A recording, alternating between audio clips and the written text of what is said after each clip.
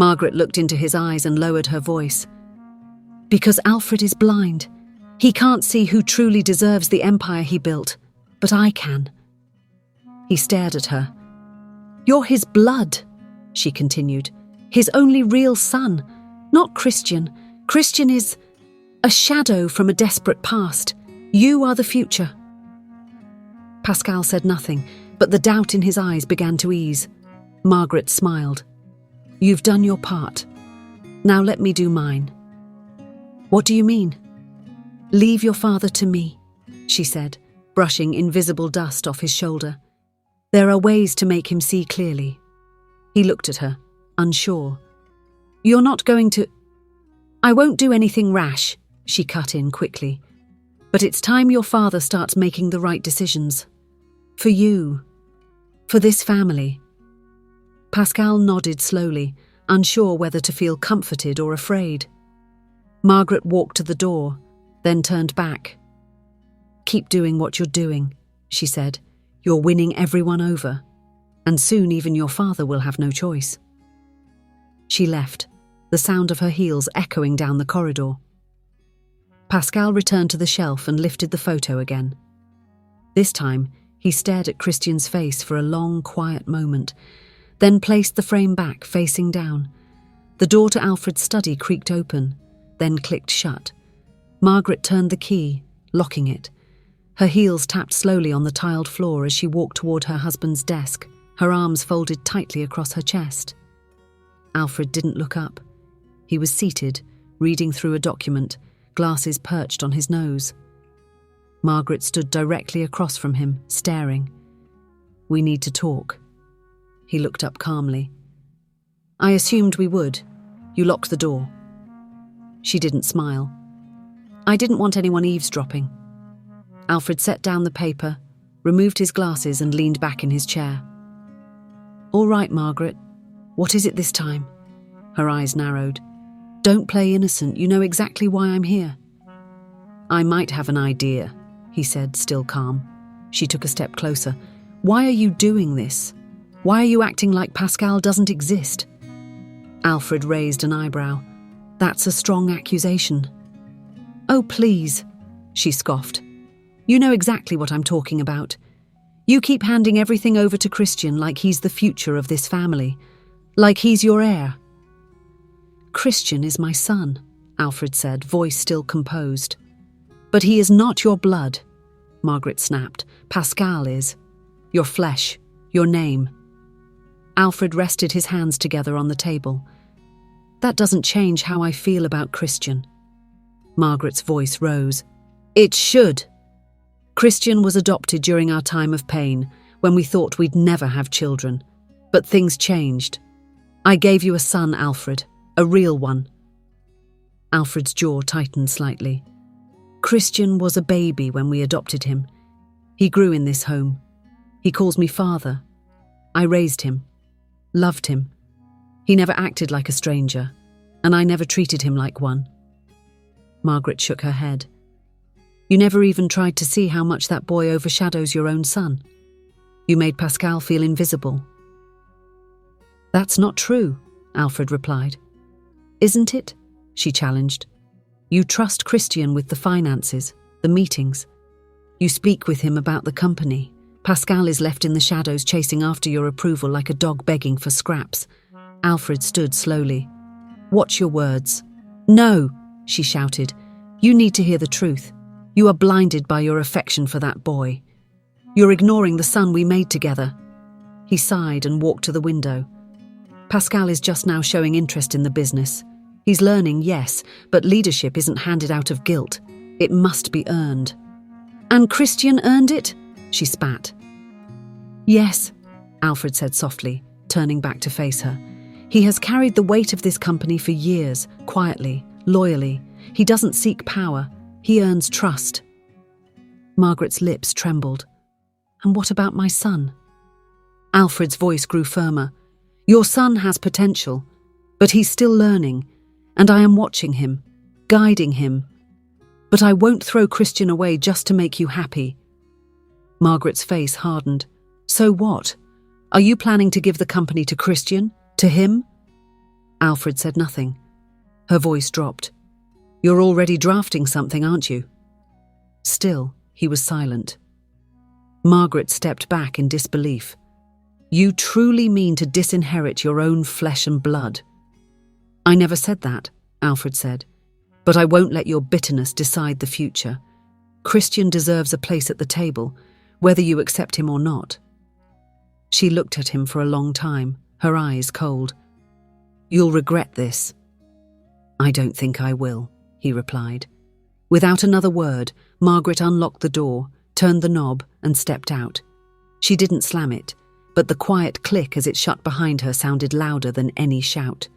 Alfred remained standing, eyes on the door, the room filled with a silence that felt heavier than before. He sighed, returned to his desk, and pulled open the drawer. Inside, the brown envelope still lay where he had left it. He stared at it for a long moment, then slowly closed the drawer again. The curtains were drawn, the door was shut, the ticking wall clock was the only sound in the room. Pascal stood stiffly near the window, arms crossed, eyes far away. Margaret walked in quietly, shutting the door behind her. She turned the lock, then walked over to him without saying a word. Her fingers rested gently on his shoulder. He didn't move. "My son," she said softly.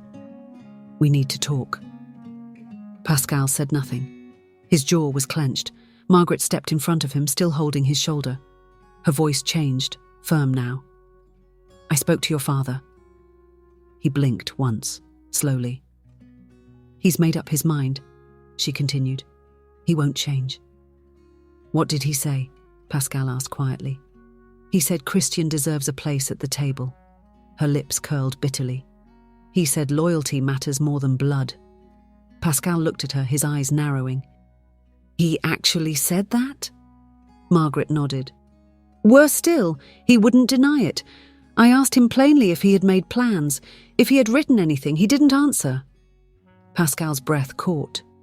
"So what do I do now, Mum?" Margaret's eyes glinted. "Force his hand." Pascal turned slowly to look at her. "See him," she continued. "Tell him if he doesn't set things right, you will go public. You'll tell the world the truth, that Christian is just a boy he picked from the street, a child that isn't his." Pascal stared in silence. "That will hurt him," Margaret added. "You know how he guards that boy, like he's a crown jewel. Alfred has pride, and a name he's protecting. He'll do anything to shield Christian from praying eyes." Pascal's jaw tightened. Margaret's grip on his shoulder strengthened. "You're not asking for what's not yours. You're only taking back your place. Don't let him forget who you are." His fist suddenly slammed into the wall, loud and sharp. "I won't let him do this," he growled. "I won't stand by and watch while he throws me aside like I don't matter." "You shouldn't," Margaret said. "Because you do matter. You are his only true son." He turned from the wall, running a hand through his hair. He looked at her, chest rising and falling. "I promise you," she whispered, "you will sit at the head of that table, and nothing, not Christian, not Alfred, not some piece of paper, will stop it." Pascal didn't speak, but something in his eyes shifted, resolve, rage, and something colder. He nodded once. Margaret smiled faintly. The silence between them was heavy. It was no longer a conversation. It was a plan. The study was quiet as always. Rows of books lining the walls, the smell of polished wood thick in the air. Chief Alfred sat behind his desk, glasses perched on the bridge of his nose, eyes scanning through a file. The lamp beside him cast a warm glow over the papers, but the air felt heavy. The door swung open without a knock. Pascal stepped in. Alfred looked up slowly, adjusting his glasses. "Pascal," he said calmly, "you didn't knock." "I wasn't in the mood for one," Pascal said, closing the door behind him with a soft click. There was tension in his voice, a roughness. Alfred gestured to the chair in front of him. "Sit. I'll stand." Alfred leaned back in his seat, eyes narrowed slightly. "All right. What's bothering you?" Pascal took a step forward, His arms were crossed tightly. "Why do you love him more than me?" Alfred blinked. "Why does Christian always get the better part?" Pascal's voice grew louder. "Why does he get your trust? Why do you bring him into decisions that matter and leave me behind like I'm just a shadow?" Alfred's face softened slightly. He removed his glasses and placed them gently on the desk.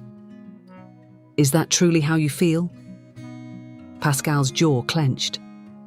"I feel it every single day. You act like he's the perfect son, like I don't exist. And now I hear you've even planned to hand the company to him. Why?" Alfred rose slowly from his seat, walked around the desk and stopped just a step away from his son. "Pascal," he said in a calm, firm voice, "you and Christian are both my sons. I don't love one more than the other." "You say that," Pascal snapped, "but that's not how it feels." "I give responsibilities based on strength," Alfred replied, "on what I believe each of you is ready for. Christian has always been focused, committed, he's consistent. You, on the other hand, you just started paying attention." "I had to," Pascal bit out. "I had to prove something to you." "You didn't need to prove anything," Alfred said gently. "You only needed to care, to grow. And I see that now. You've changed, Pascal. You've shown interest, and I'm proud of that. But I can't pretend it happened overnight. And I can't pretend Christian didn't earn his place." Pascal looked away, anger brimming in his eyes. "But I never gave him more love," Alfred said. "You have my heart too, always." Silence. Then Pascal's voice returned, quieter but sharper. "I know everything, Dad." Alfred paused. "About what?" "Christian," Pascal said flatly. "I know he's not your real son." Alfred's fingers stilled. "I know he's not my brother," Pascal continued. "Just a boy you picked from the street." Alfred's eyes held his, calm and clear. "That's not how it happened." "But that is what it is," Pascal said.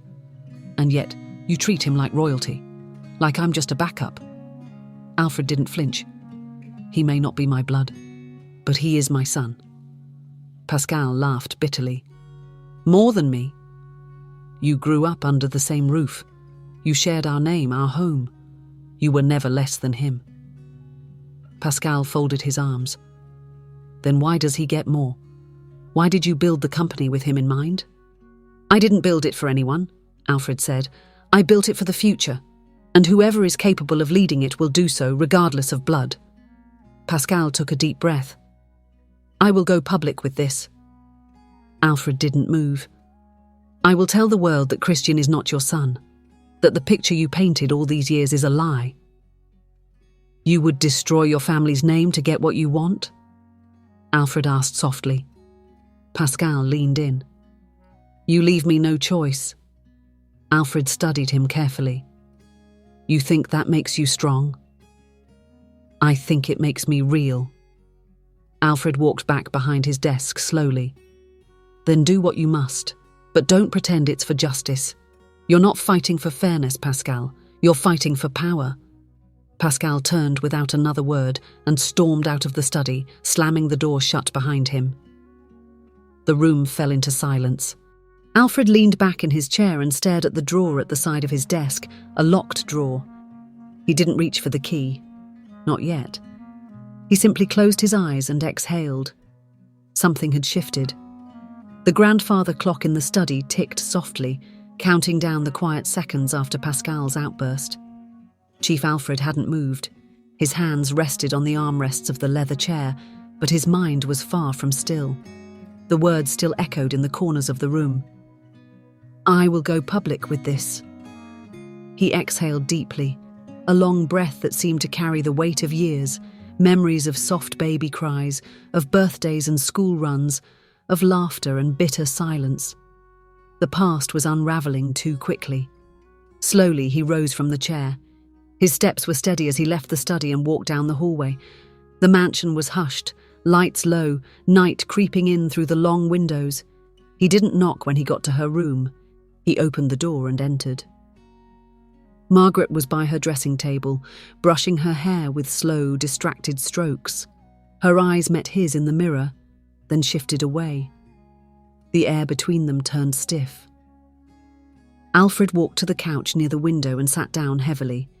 His voice, when it came, was quiet but firm. "Sit down, Margaret."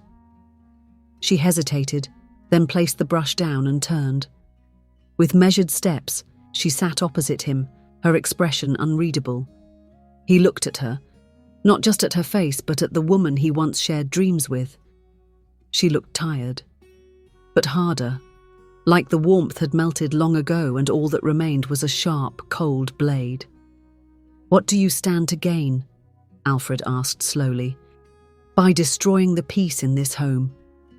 Margaret didn't flinch, her hands folded in her lap. "Peace? That peace died the day you chose to put a stranger before your own son." He sighed. "Christian is not a stranger, he's our son." Margaret's voice rose sharper than before. "He is not mine. I may have raised him, cleaned after him, held him when he was sick, but he is not my blood. And you know what, Alfred? I regret ever allowing you to bring him into this house." Alfred leaned forward. He was a baby, helpless. We had no one. "We had hope," she snapped. "Hope that God would give us our own. And he did. He gave us Pascal. But instead of honouring that blessing, you built your empire around a boy you picked from nothing." Alfred held her gaze. "Did you forget so easily how you looked at Christian when you first held him? He was everything you ever wanted." "I was desperate," she said coldly, "but not blind. Not anymore. You've spent your life feeding him with love and opportunities while your own son watched from the shadows." He shook his head. "You think I haven't tried to balance it? Pascal is capable, but he's never been consistent. You want me to lie to myself just to satisfy your pride?" "No," Margaret said tightly. "I want you to do the right thing. Hand over what belongs to Pascal. Stop trying to make Christian something he's not. He's not your heir. He's not a part of this legacy." Alfred leaned back on the couch, his voice dropping to a deeper tone. "And what if I don't?" Her eyes narrowed. "Then prepare for everything you've built to fall apart." A long silence followed. Alfred rose, tall and composed, his eyes on the floor for a moment before lifting them back to her. "When this fire you're setting begins to burn," he said quietly, "I hope you'll be able to quench it." Margaret looked away. He started toward the door, then paused without turning back. "Because the thing about fire," he added, "is that it doesn't care who started it. It burns whatever it touches." And with that, he left the room, the door shutting softly behind him. Margaret sat frozen, the silence in the room now louder than ever. But the flames had already been lit. Alfred sat on the edge of his bed that morning, hands clasped together as he stared at the floor. The early morning light crept through the curtains, painting pale shadows across the rug. His mind was heavy. He thought of Pascal, of the way he had come into his study with threats and demands, of the fire in his eyes. He remembered Margaret's harsh words, her coldness toward Christian, her unwavering push for Pascal to inherit the company, no matter the cost. They were tearing the family apart. And Christian, sweet, loyal Christian, still didn't know the truth. Alfred sighed deeply, pain tightening in his chest. He had raised Christian as his son. From the first time he held that tiny baby in his arms, he knew he would love him forever. Nothing had changed that, not even the arrival of Pascal. But things were getting out of hand now. The home that once brimmed with laughter and love was slowly being poisoned by secrets and resentment. He couldn't let Christian suffer for his silence, so he made a decision. He would protect Christian in the best way he could, even if it meant stepping back, even if it meant pretending he had chosen Pascal. It was the only way he knew how to shield him for now. The morning sun filtered through the tall glass windows of Alfred's office, casting gold streaks across the polished wooden table. The room smelled faintly of books and cologne, a scent Christian had grown used to over the years. This office had always felt like a second home, a place of learning, of trust. Now it felt different. Christian sat stiffly in the leather chair opposite his father's desk, a file in his hands. Beside him, Pascal looked unusually calm, wearing a dark blue shirt that matched the air of importance he seemed to carry today. Chief Alfred leaned back in his seat, fingers folded together. His face was unreadable. "I called you both here because some changes need to be made," he began, his tone calm but firm. "Christian, I want you to begin sharing all the major files with Pascal. Financial records, project briefs, everything you're currently overseeing." Christian blinked. He straightened slowly, unsure if he heard correctly. "Sir, you want me to share everything?" "Yes," Alfred replied, eyes steady. "Pascal will be taking over those responsibilities. I'll assign you something else." Silence fell for a moment. Even the distant hum of the office air conditioning seemed to quiet. Christian's heart thudded. He tried to choose his words carefully. "But I thought I was leading those projects. The tech park development, the Lagos expansion plan." Alfred raised a hand, cutting him off. "You've done well, Christian. You've handled a lot for this company. But I've made my decision. This isn't about performance, it's about the future." Christian's lips parted to speak again, but the look in Alfred's eyes silenced him. It wasn't cold. It wasn't angry. It was final. Pascal leaned forward, his voice smooth. "Thank you, Dad. I promise I won't disappoint you." Alfred gave him a small nod. Christian looked between the two of them, confusion slowly shifting into something else. Hurt, maybe. Betrayal. He managed a stiff nod. "Yes, sir. I'll prepare the files." Pascal leaned back in his chair, his eyes dancing with something unspoken. He folded his arms across his chest, stealing a glance at Christian, a glance that felt like victory. Alfred stood and began gathering documents from the side of his desk. "That will be all for now. Pascal, you can remain. Christian, I'll call for you later." Christian hesitated, then stood. "All right." He turned and walked out, the door clicking shut behind him. Inside, Pascal adjusted his chair and looked at his father. "You are doing the right thing, Dad." Alfred glanced at him, then nodded without saying a word. A faint smirk touched Pascal's lips. Outside, Christian walked down the hallway, the corridors that once felt familiar now stretching like strangers around him. Something had changed, something deep. Christian sat at his desk, the office quiet around him. The walls, once filled with energy and ideas, now felt cold and distant, just like everything else lately. He had been staring at the same document for over an hour, but the words had stopped making sense. His mind was too clouded. "What did I do wrong?" he whispered to himself. Pascal had been promoted overnight, handed responsibilities he barely understood, let alone earned. And now Christian had been pushed aside. No explanation, no warning. He leaned back in his chair, frustration tightening his chest. "I've always been loyal. I've always done my best. Why now?" He stood abruptly, grabbing his phone and walking out of the office. His footsteps echoed down the corridor as he made his way to Alfred's office. He needed answers. Alfred looked up as Christian stepped in. He had been sitting behind his desk, his fingers interlocked over a thick file. "Christian," Alfred said, voice calm as always. "Can I talk to you, sir?" Christian asked, trying to hide the emotion in his voice. Alfred nodded. "Of course." Christian closed the door behind him and moved closer. "I want to know what's going on." Alfred leaned back. "What do you mean?" "You told me to show Pascal all the company's records," Christian said, his voice firmer now. "You said he'll be taking over and I'd be assigned something else, but you didn't tell me why. What did I do wrong?" Alfred sighed softly. "You did nothing wrong." "Then why?" Christian pressed. "Why are you doing this?" Alfred was quiet for a moment. Then he looked Christian in the eyes. "Because I need to protect you." Christian frowned. Protect me? From what? Just trust me, Alfred replied. There are things happening that you don't know yet. I can't explain them now, but one day you'll understand. Christian took a step back. That's not an answer. I know, Alfred said quietly, but it's the best I can give for now. Christian clenched his jaw. His heart was pounding. I've always looked up to you, he said softly. I always saw you as my father, and I trusted you. Alfred's eyes softened. You are my son, Christian, and I've never stopped loving you.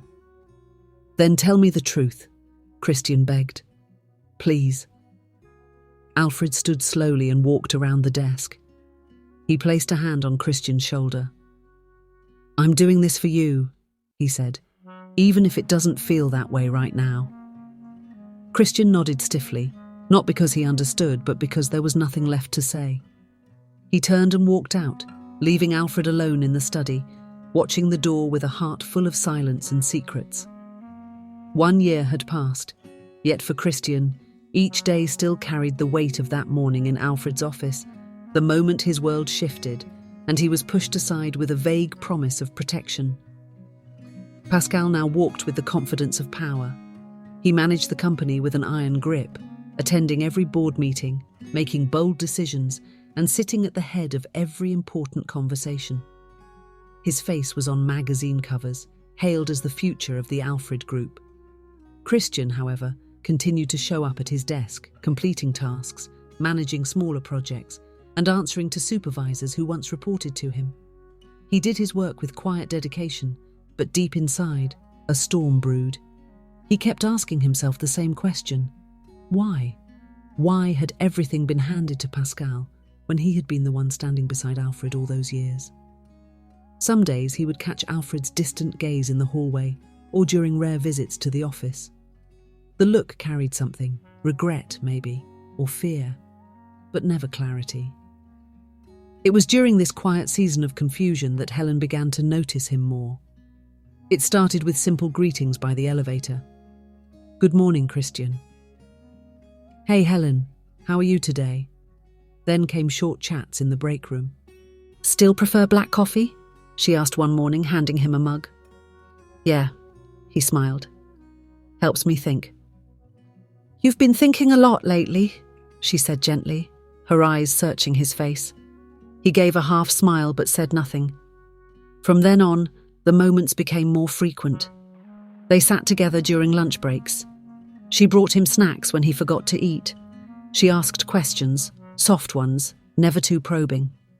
One afternoon, as they stood beside the office window, watching the traffic far below, she finally asked, Do you miss it?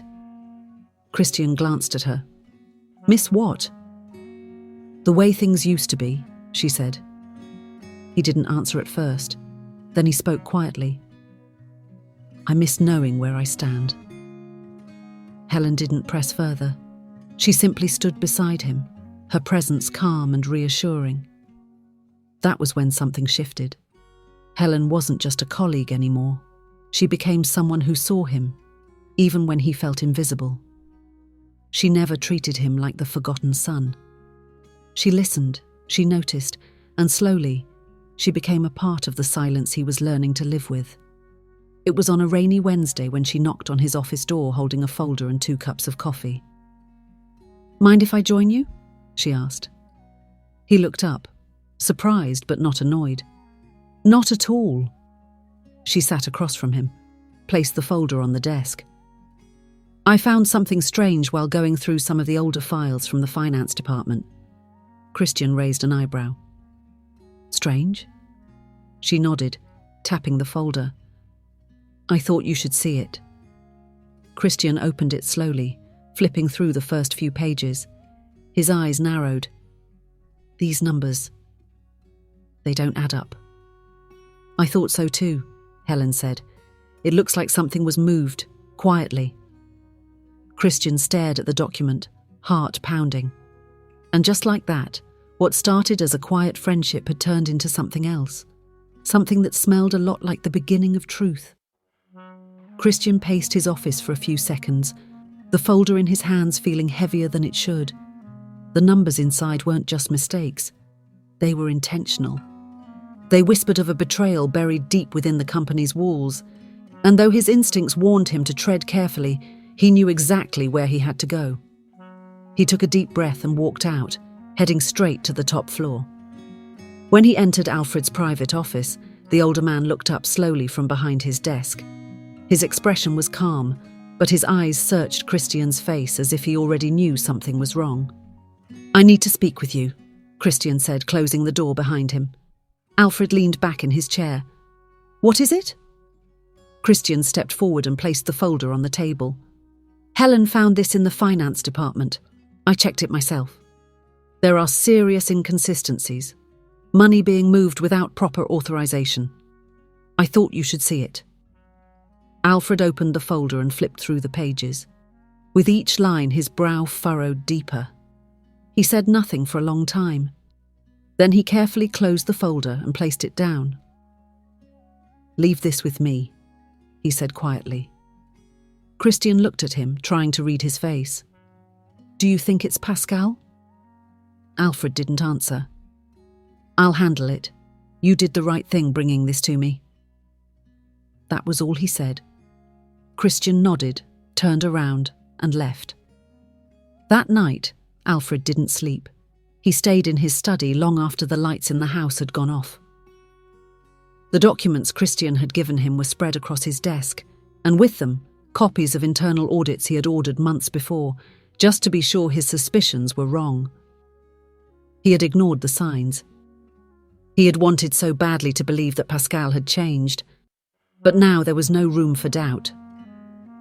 The next morning, Alfred called in one of his most trusted private auditors, someone who had worked with him quietly for years. No one in the company knew of the arrangement. Not even Margaret. "I want you to look into these transactions," Alfred instructed, handing over both Christian's folder and the old audits. "Discreetly. I want names, dates, every detail. Start immediately."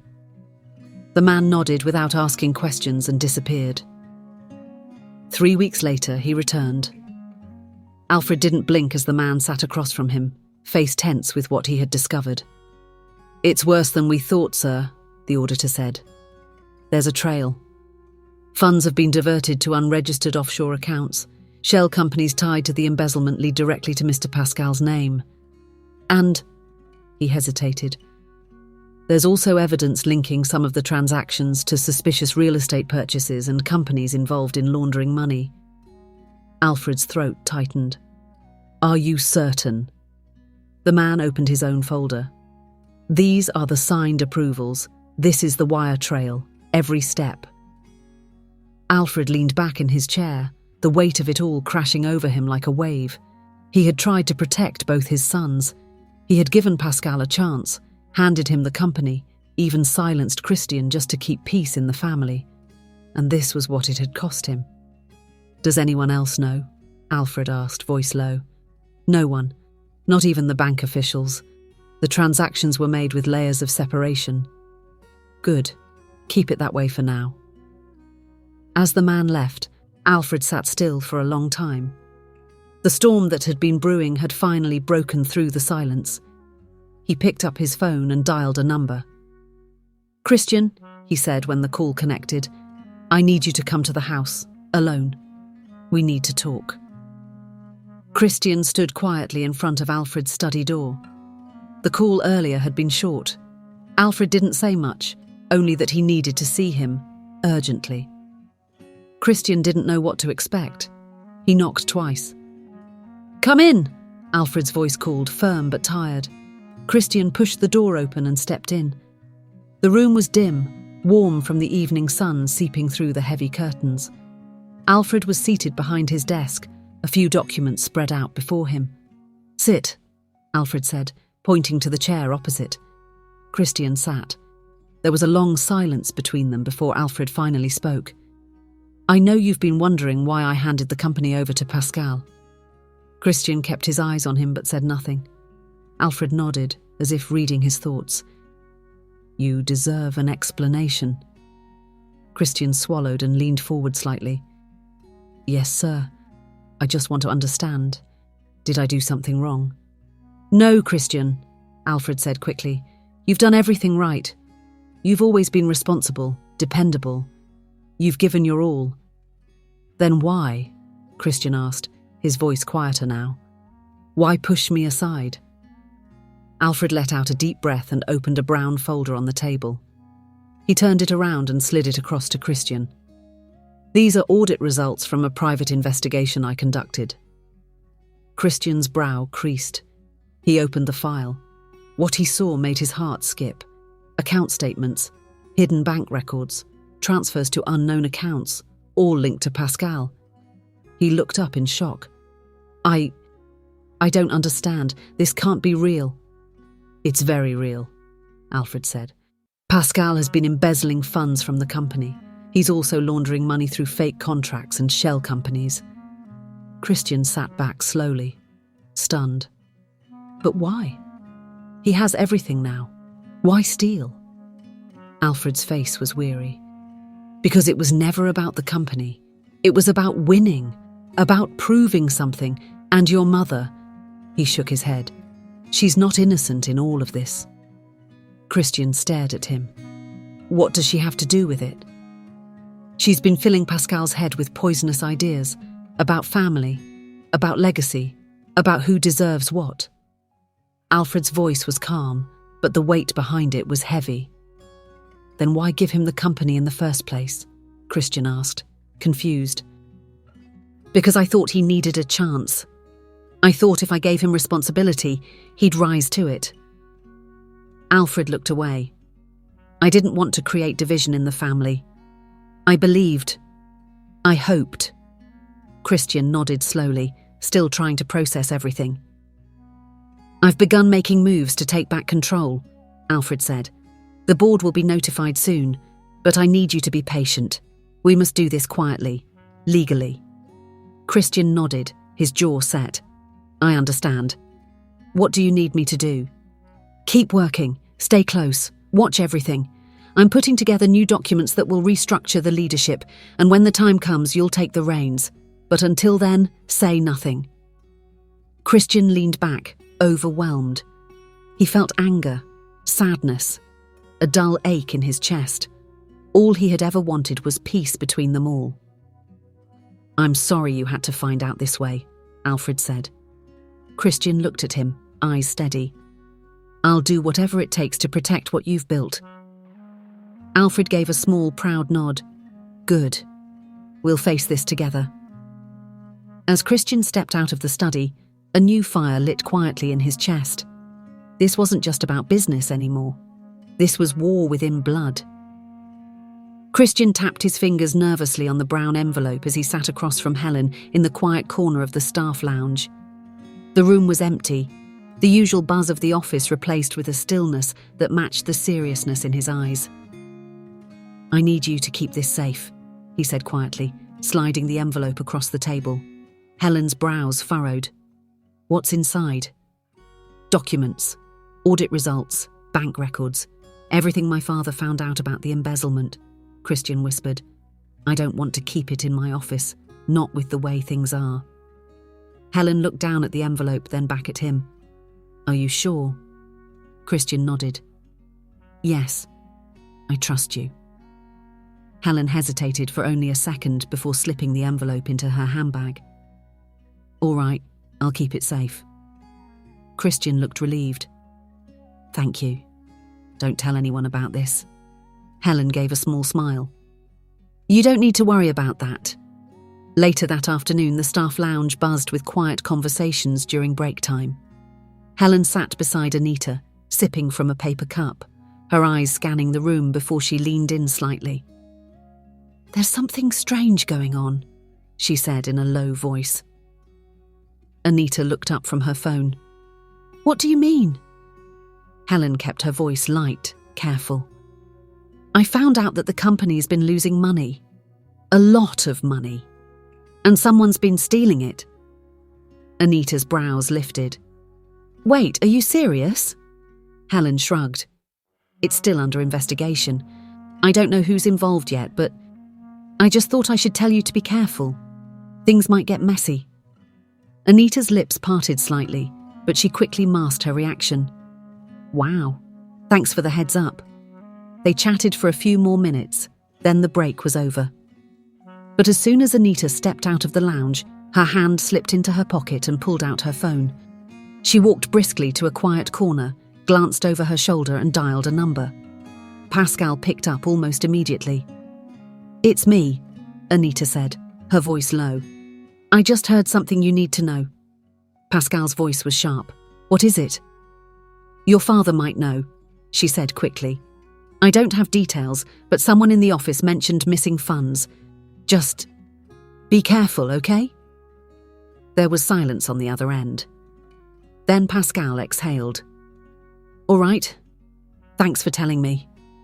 He hung up, his face hardening. Back at his office, Pascal stood by the window, staring down at the busy compound. His jaw tightened. Things were moving faster than he thought. It was time to act.